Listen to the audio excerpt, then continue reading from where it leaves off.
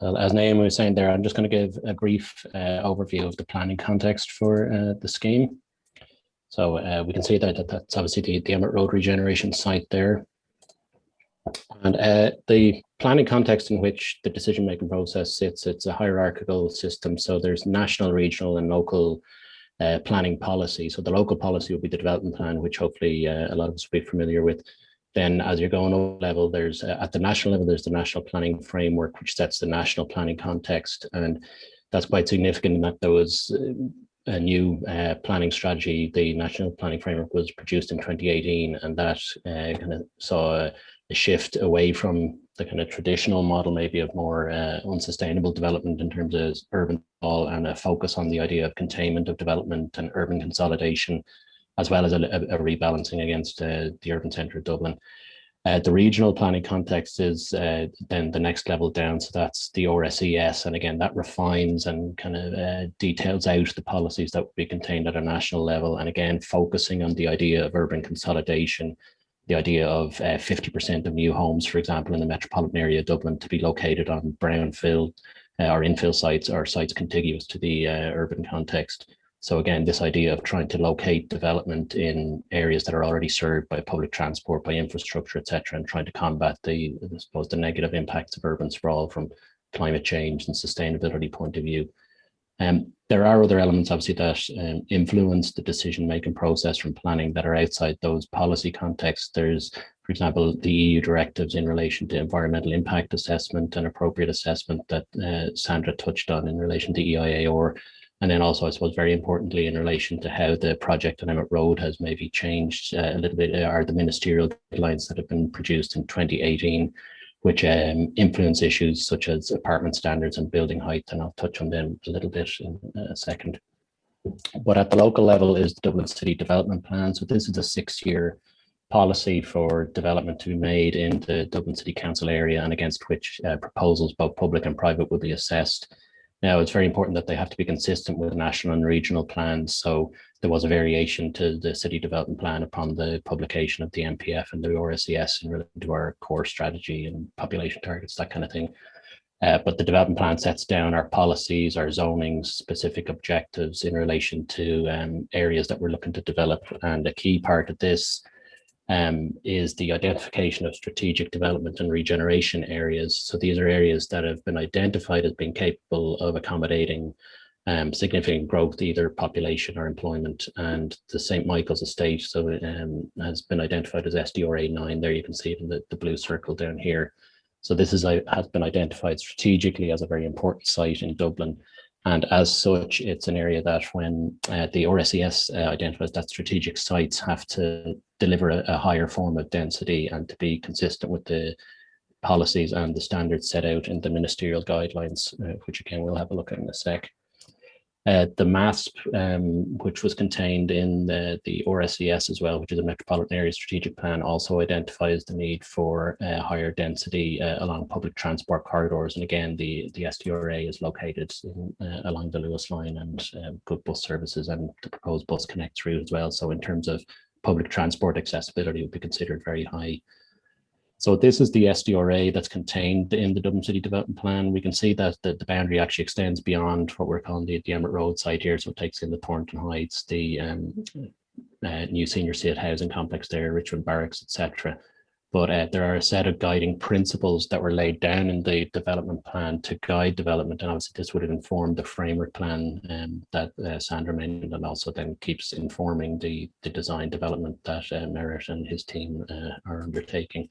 But some of the guiding principles here we can see is the development of a high quality mixed use urban quarter and connecting with the wider neighbourhood, and the idea of the extension of Inchicore Village eastwards along Emmett Road, and the delivery of high quality streetscape onto it. So the issue of, civic space, that kind of thing. Strong permeability through the site, both east, west and north, south. So the idea of trying to get activity and movement through the site. A variety in housing tenures and unit types is one of the guiding principles as well.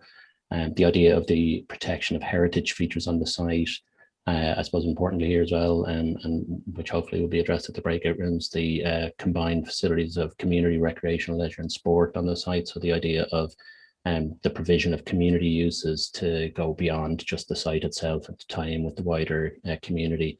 And also the sports facility on site is obviously staying there and to try and integrate in with that. And the last one there, just in relation to the high quality senior safe housing. But I mentioned the delivery of the ministerial guidelines in 2018. There's two guidelines that are of particular relevance to the Emmett Road project. There's the new apartment guidelines, and then there's the building height guidelines as well. So the 2018 guidelines indicate requirements in relation to, for example, housing mix, in relation to ground floor apartments, number of lift and stair cores, unit sizes, and cycle and car parking standards. So these are the standards against which all apartment schemes are assessed at development, at planning application stage. And where there is a conflict between a development plan and the ministerial guidelines, the guidelines would take precedence in relation to those. So, for example, in relation to housing mix, the Dublin City Development Plan would have a little bit of a difference with the ministerial guidelines, but the ministerial guidelines would trump those. So again, these are things that needed to be taken into account when the framework plan was being delivered. So we can see here the minimum standards that are contained in the guidelines for studio 1 bed, 2 bed and 3 bed, and they apply to all apartment schemes. There's also now no obligation or no requirement for 3-bedroom apartments to be a part of a scheme. Now, obviously, Emmett Road's site does, and we're proposing the 15% at present are in and around that. The other guidelines that I was referring to there are the urban development building heights, and these, again, it's, I suppose, to try and take on board the guidance and the national planning framework with the idea of densification is the role that height can play in that. Obviously, increased height can allow for increased densities on sites. So the guidelines require that there are no blanket limitations in relation to height. And where a development plan might have a blanket limitation, that now is superseded by the ministerial guidelines here. So instead of having just a flat limit on height, it's based on a criteria-based assessment of a site. So if a site can demonstrate good public transport linkages, that the development has good placemaking credentials, that sunlight and daylight elements are addressed, that there should be no limit in terms of the height that can be delivered on the site. And there's a specific indication that in terms of the city that 6 stories as a minimum within the canals should be considered as just the baseline for height now going forward.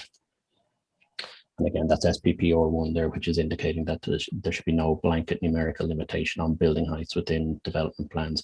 So obviously we're heading into a new development plan process now at the moment in the city. So we're going to have to identify locations for height and not have blanket limitations like there are presently.